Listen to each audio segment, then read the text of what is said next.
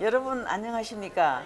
지난 5월 31일 한국정보화진흥원에서는 광화문 소재 S타워에서 지능정보사회 윤리헌장 제정에 관하여 일반 국민과 전문가의 의견을 수렴했습니다. 함께 보시죠.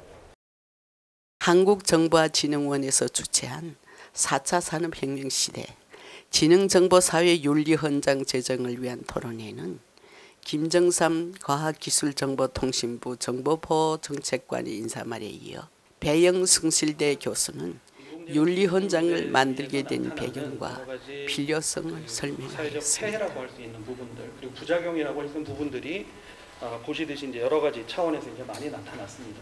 28일 날 엊그저께 지능형 로봇법 개정안이 이제 국회를 통과했습니다. 국회 통과하면서 앞으로 10년간 2028년까지 한시법으로 시행이 되게 되었는데요. 목적은 국가 등의 책무에 국민의 안전과 편의를 증진시키는 방향으로 지능형 로봇이 보급될 수 있도록 사회적 기반을 형성하는 이런 것을 이제 목적으로 합니다. 근데 그 안에 로봇 윤리 자문위원회를 설치하게 했고, 아울러 이제 지능형 로봇 윤리 헌장도 함께 이제 제정하도록 내용을 담고 있습니다. 그래서 이제 법 제도적인 차원에서의 필요도 같이 더해져서 이 헌장의 마련이 고려되게 되었습니다.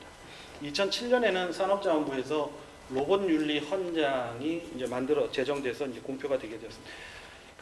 저 내용은 이제 자세히 보시면 다른 부분들보다도 이제 로봇과 공존하는 인간이 어떠해야 되는지에 대한 부분들을 정리하고 있습니다. 최근에 다음 카카오에서 알고리즘 윤리 헌장이라는 것을 개발했습니다. 그래서 이제 저거를 제정해서 이제 공표를 했는데요. 그러니까 한마디로 얘기하면 프로그램을 만들고 서비스를 만드는 개발자들이 갖춰야 되는 윤리에 대해서 5가지 항목을 중심으로 정리한 내용을 발표를 했습니다. 그래서 뭐 예를 들면 알고리즘을 개발할 때 인류의 편익과 행복을 추구한다라든지, 그다음에 사회적 차별이 일어나지 않도록 하는 부분, 또 윤리에 근거해서 데이터를 수집해야 된다.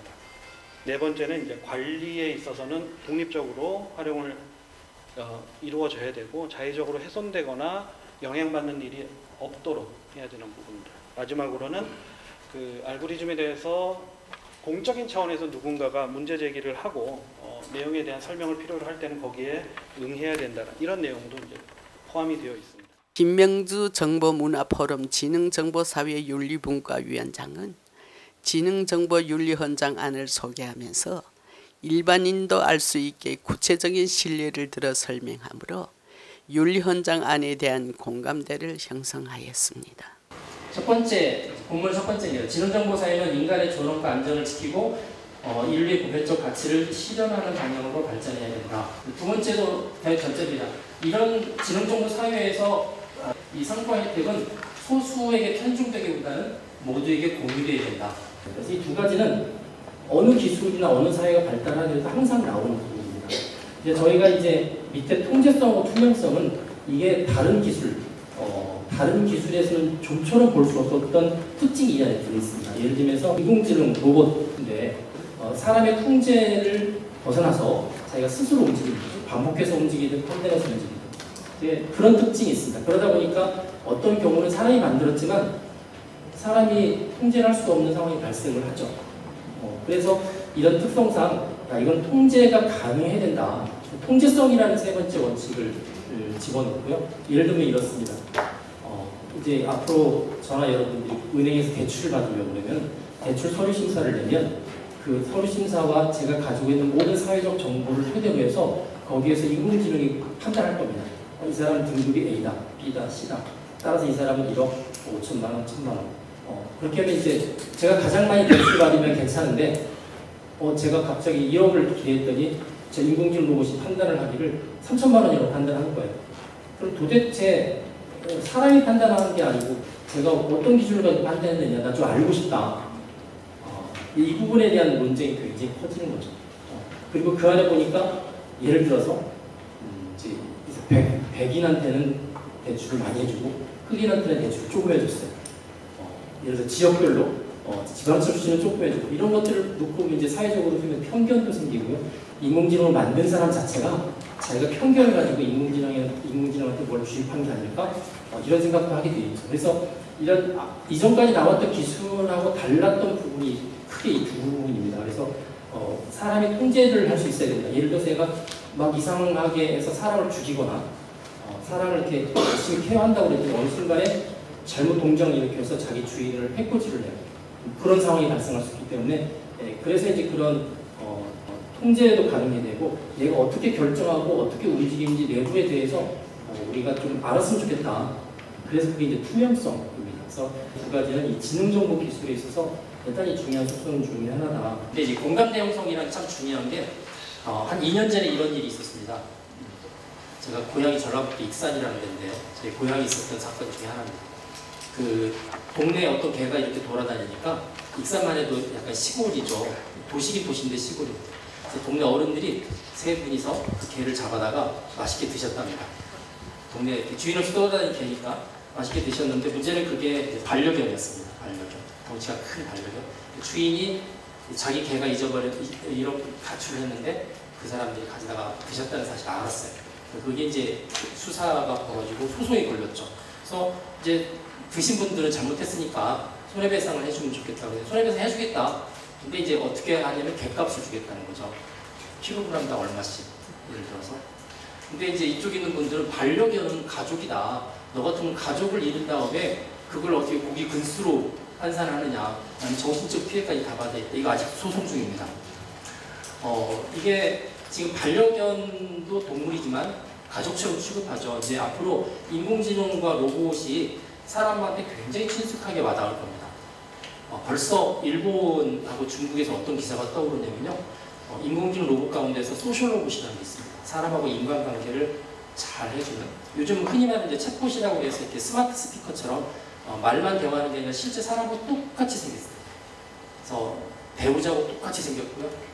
유럽에서는 거의 700만 원이면 한 대를 살 수 있습니다. 판매하고 있습니다. 판매할 때 자기가 배우자 로봇의 외모를 지정할 수가 있어요. 파란 눈, 사이즈, 다 대화를 합니다. 문제는 이게 애완견보다 훨씬 더 개인적인 애착이 큰 거예요. 그래서 일본하고 중국에서 뭘 했냐면 결혼을 허락해달라는 거예요. 이 사람 결혼을 하겠다. 결혼을 허락해달라. 난 결혼 안 하고 이 사람하고 사는 게 훨씬 더 편하다라는 거죠. 자, 그 로봇에 대해서 제3자가 쟤는 그냥 로봇이다라고 생각하고 막대하면 이 사람에게 있어서는 반려견 이상의 반항을 불러올 수밖에 없고 이게 지금 사회가 바뀌고 가고 있는 엄청난 흐름 중에 하나인데 이 앞서 나가신 분들이 가지고 있는 지식들을 대중들이 알 수 있는 그 채널들을 통해서 확산하는 게 필요한데 다행히 지난번 드라마도 로봇이 아니야 뭐 이런 것처럼 이번에 또 로봇에 관한 드라마가 많이 나오더라고요. 자꾸 그런 부분들이 나오면 훨씬 더 대중적이기 때문에 필요한 부분이라 생각을 합니다. 지능정보사회 윤리헌장안 소개 후 패널 토론 및 청중질의응답 시간을 가졌습니다. 좋은 게 제가 어디 이런 그 토론회 같은 패널 토론 같은 걸 하면서 패널 발언이 끝나고 이렇게 박수 쳐주시는 청중들이 없으신데 역시 실버넷 기자 선생님들이 많이 오셔서 그런지 이게 또 굉장히 윤리적인데요. 고맙습니다. 또 질문.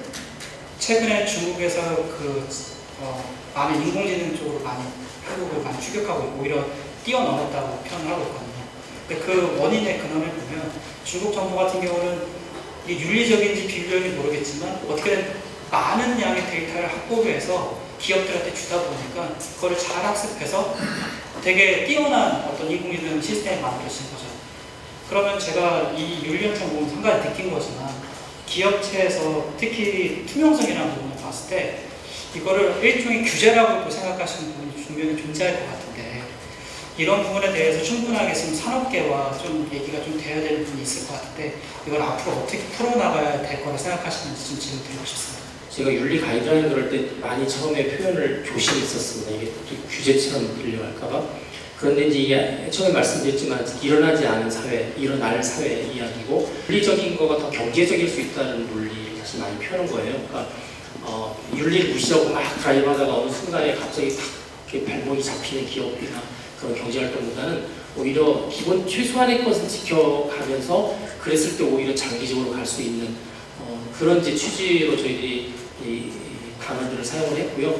외국은 글로벌하게 나가려면 그 기업이 도대체 어떤 기업인지를 알고 싶어하고 그래서 윤리나 이런 부분들을 보고 기업의 철학이죠. 그걸 보고 싶어하기 때문에 자기들도 필요하다는 이야기를 하고 있어서 이건 이제 도와주는 측면인 것 같아요. 그리고 중국은 뭐 공안당국이 뭐 14억 인구의 모든 이 바이오 정보를 갖다가 다 학습시키고 막 이러고 있기 때문에 뭐 얼굴 인식하는 알고리즘 인공지능은 뭐 중국 최고다. 왜냐면 학습 데이터가 무한하기 때문에 그러면서 하는 이야기가 결국 비윤리적인 거가 기술이 앞서는 거 아니냐 막 그런 이야기를 해요. 근데 우리나라를 비롯한 많은 나라들은 이미 개개인의 어떤 사생활이나 정보를 중요하게 생각할 때 개인정보를 중요하게 생각하고 있고 다만 이거는 이제 그런 거로 푸는 문제가 아니고요.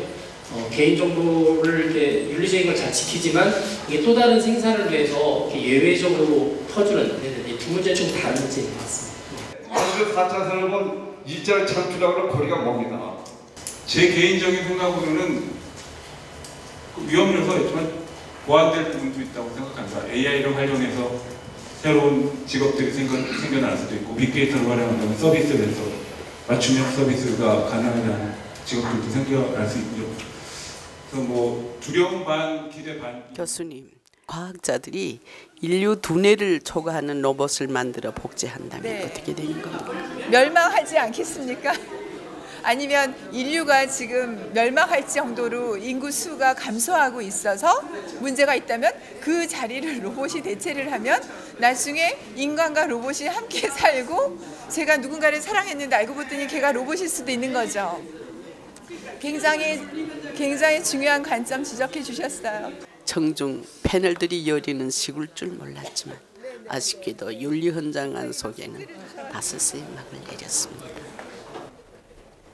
이상으로 성북 7부 IT 소식을 마칩니다. 고맙습니다.